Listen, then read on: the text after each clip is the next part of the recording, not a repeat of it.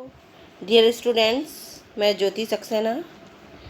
हम कंटिन्यूशन में नगर निगम के बारे में चर्चा कर रहे हैं। नगर निगम में कल हमने मेयर और उप मेयर के बारे में आपसे डिस्कस कर चुके हैं। आज हम बात करेंगे, अगर ये हटे तो ये वापस चुनाव नहीं,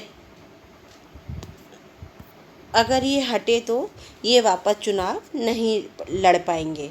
नगर निगम, नगर परिषद और नगर पालिकाओं में अगर यह एक बार अविश्वास प्रस्ताव के माध्यम से हट जाते हैं तो अपने बकाया कार्यकाल के लिए दोबारा चुनाव नहीं लड़ पाएंगे। नए अधिनियम के अनुसार एक कार्यक्रम में एक ही समय में वो 2 बार चुनाव लड़ने के लिए अयोग्य घोषित हैं। यानी एक बार में वो एक सेशन में वो एक ही बार चुनाव लड़ सकते हैं एक कार्यकाल में।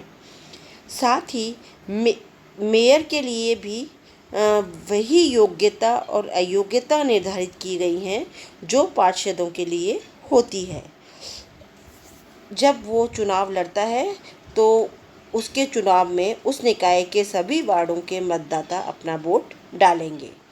नए चुनाव नियमों में अब अगर कोई व्यक्ति मेयर को चुनाव लड़ रहा है और वो सामान्य वर्ग का उम्मीदवार है तो जमानत राशि के रूप में उसे 30,000 रुपये जमा करवाने होंगे। लेकिन अगर वो अनुसूचित जनजाति और पिछड़े वर्ग के उम्मीदवार हैं तो उन्हें ये जमानत राशि 15,000 रुपये ही जमा करवानी पड़ेगी।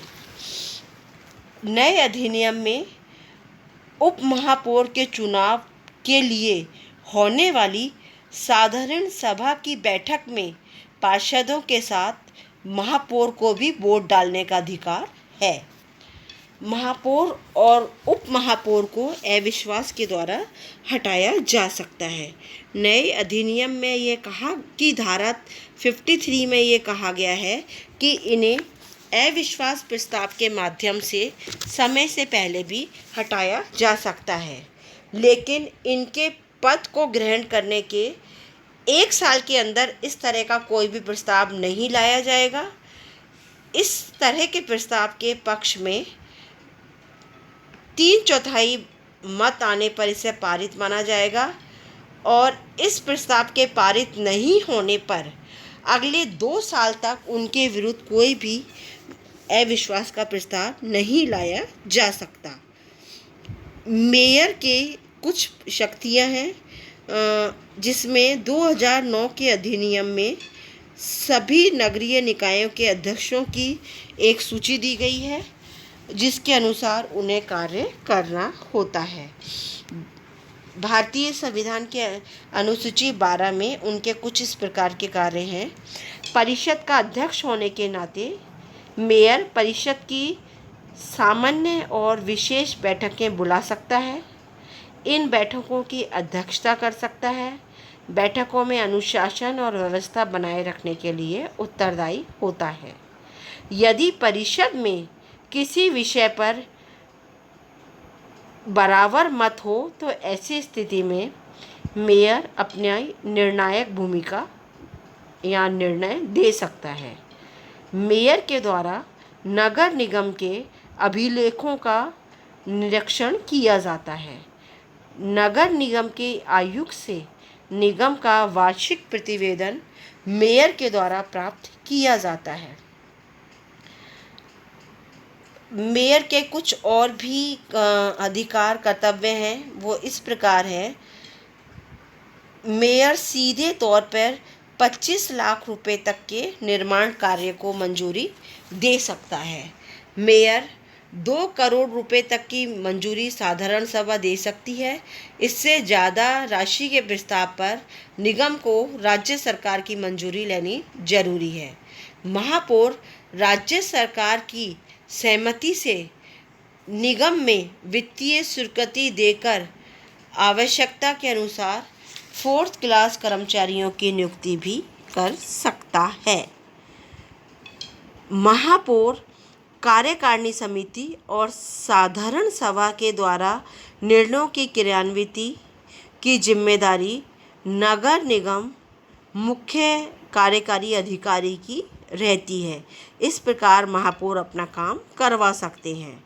साथ ही महापौर अपने अधिकार क्षेत्र में कार्य का प्रस्ताव बनाकर नगर निगम मुख्य कार्यकारी अधिकारी से काम की प्रक्रिया शुरू करवा सकते हैं। साथ ही महापौर जो कर सकते हैं वो कार्यकारिणी समिति का गठन कर सकते हैं। अध्यक्ष सहित 9 सदस्य शामिल और सभी समिति के अध्यक्ष भी सदस्य इसमें होंगे।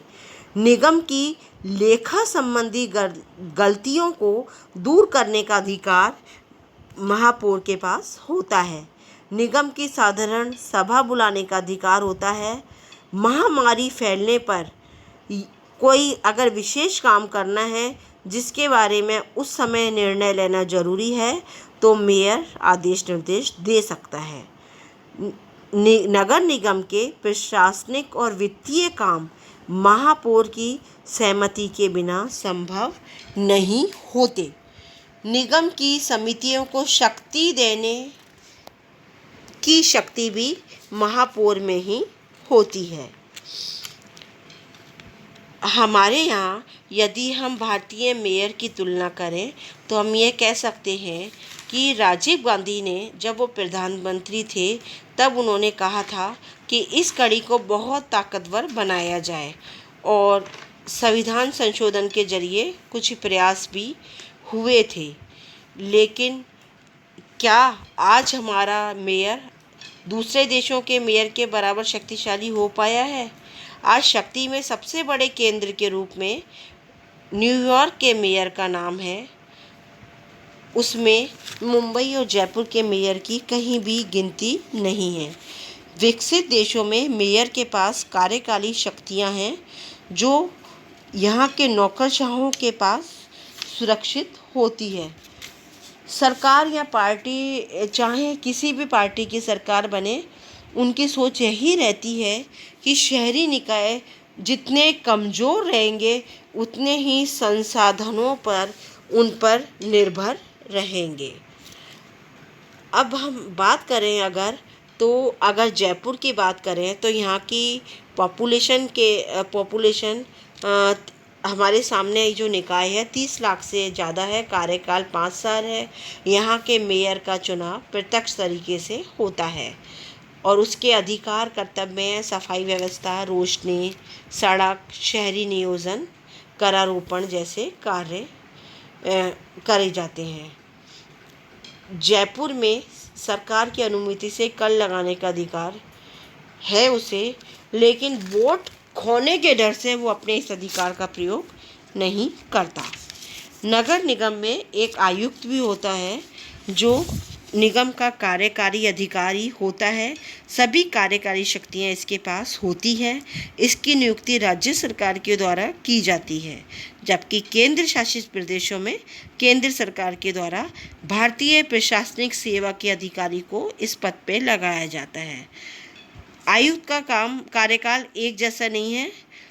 ज़्यादातर 3 से 5 साल तक एक अधिकारी इस पद पर बना रहता है, लेकिन इससे पहले भी अगर सरकार चाहे तो इसे कहीं और भेज सकती है।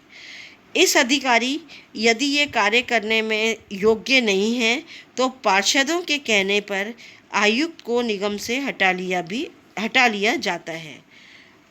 आजकल नगर निगम में राजनीति बहुत होने के कारण कोई भी भारतीय प्रशासनिक सेवा का अधिकारी इस पद पर आना ही नहीं चाहता। आयुक्त के कार्य और बहुत सारे कार्य और शक्तियां हैं स्टूडेंट, जिसे हम नेक्स्ट टॉपिक में आपसे डिस्कस करेंगे। थैंक यू बच्चों।